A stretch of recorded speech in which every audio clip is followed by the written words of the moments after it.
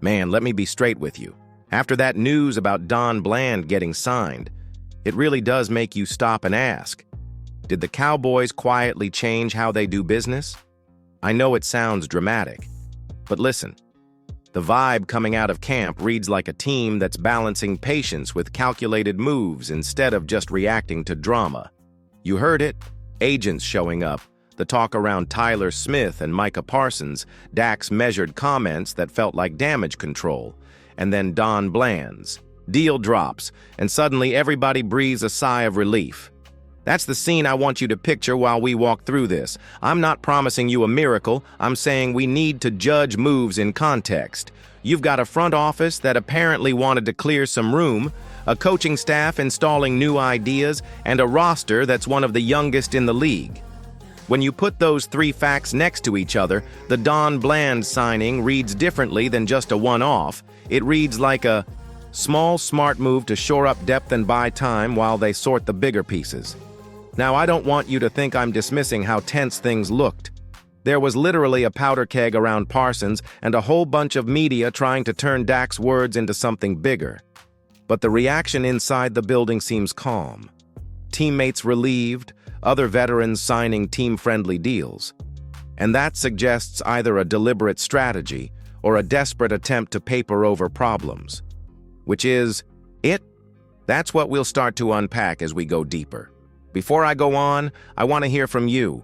Do you think this was a deliberate pivot in how the Cowboys operate, or is this just another short-term fix? Type deliberate or Band-Aid in the comments, and do me a solid, if you like in-depth Cowboys breakdowns, hit subscribe so we can get to 16,000 subscribers and keep this coverage rolling. Also, smash the like button if you want the rest of the breakdown right now.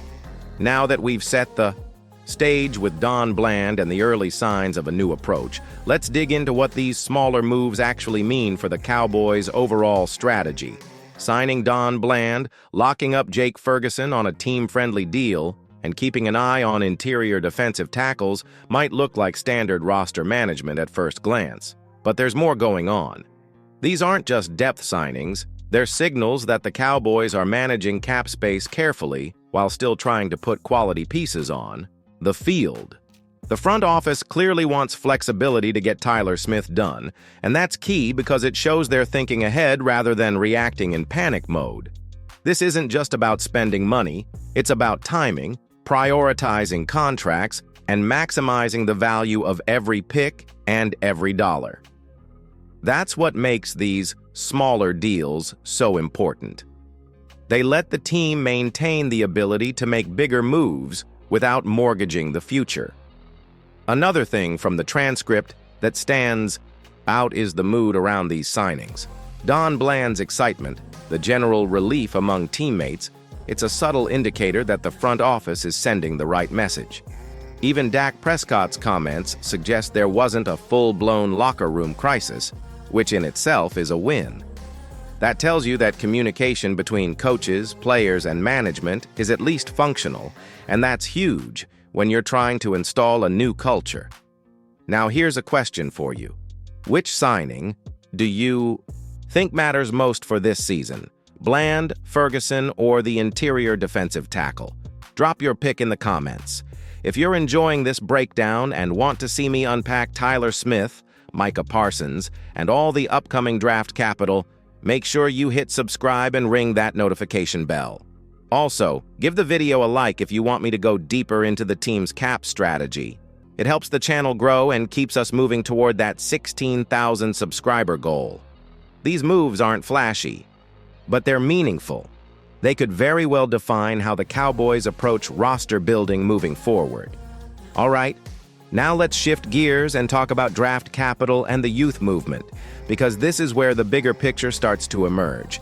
The Cowboys have multiple first-round picks coming over the next 2 seasons, a young roster that ranks as the 3rd youngest in the NFL, and some comp picks on top of that. That's not just a coincidence, that's intentional planning. Historically, the Cowboys have been strong with their first-round picks since 2010. Guys like Dez Bryant, Tyron Smith, Zach Martin, Travis Frederick, CeeDee Lamb, and Micah Parsons show a pattern. The team knows how to identify talent in the early rounds. If you consider the law of averages, the Cowboys hitting on 3 out of their next 4 first-rounders isn't just hopeful, it's very plausible. Combine that with smart cap management and team-friendly deals, and suddenly the team has both flexibility and a strong pipeline of young talent ready to contribute. But it's not just about hitting on talent, it's about timing and fit.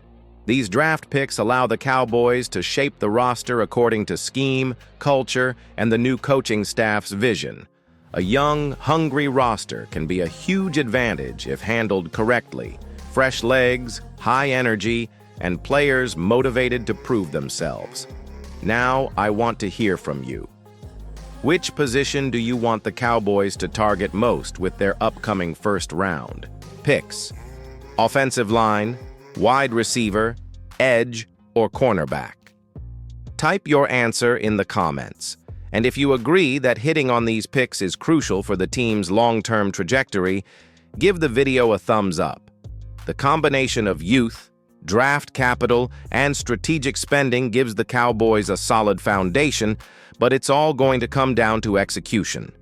Every signing, every pick, every coaching decision over the next season will either validate this approach or expose weaknesses.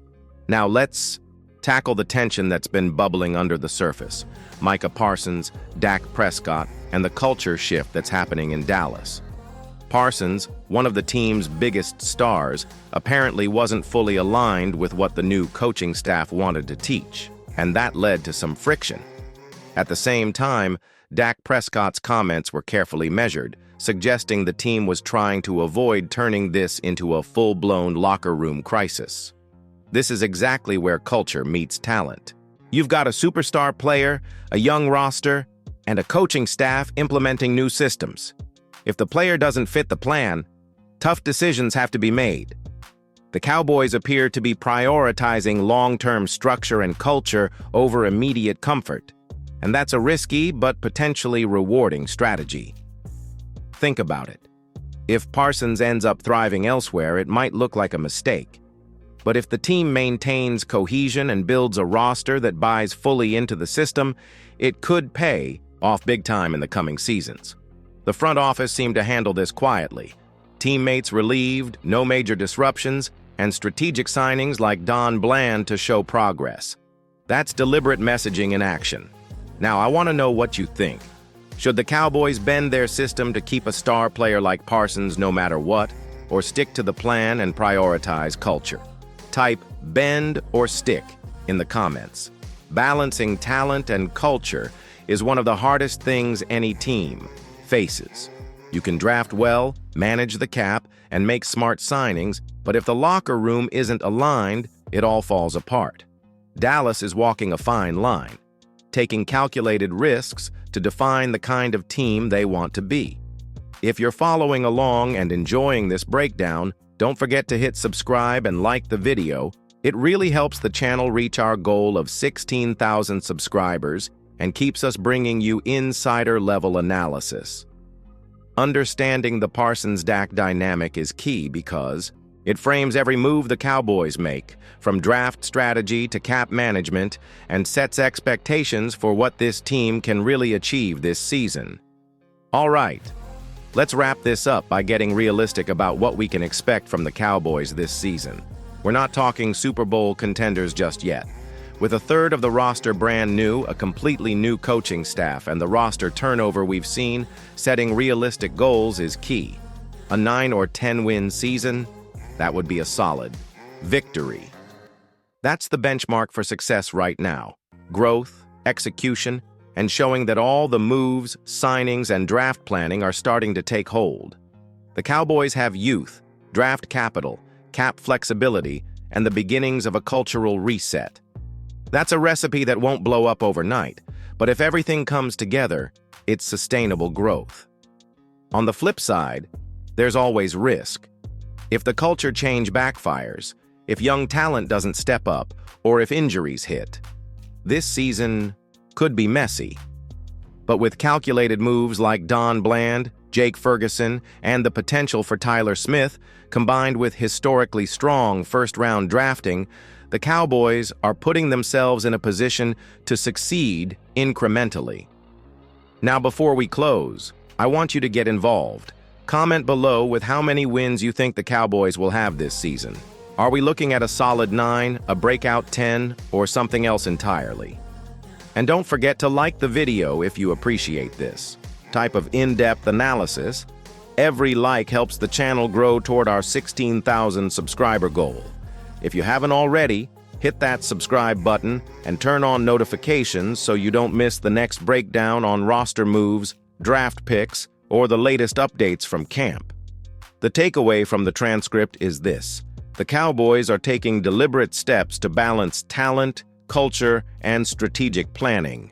They're not rushing into anything, they're keeping options open, and they're setting expectations realistically. Stick with us, stay informed, and watch how this team develops over the next season. It's going to be fascinating, and we'll be here breaking it down every step of the way.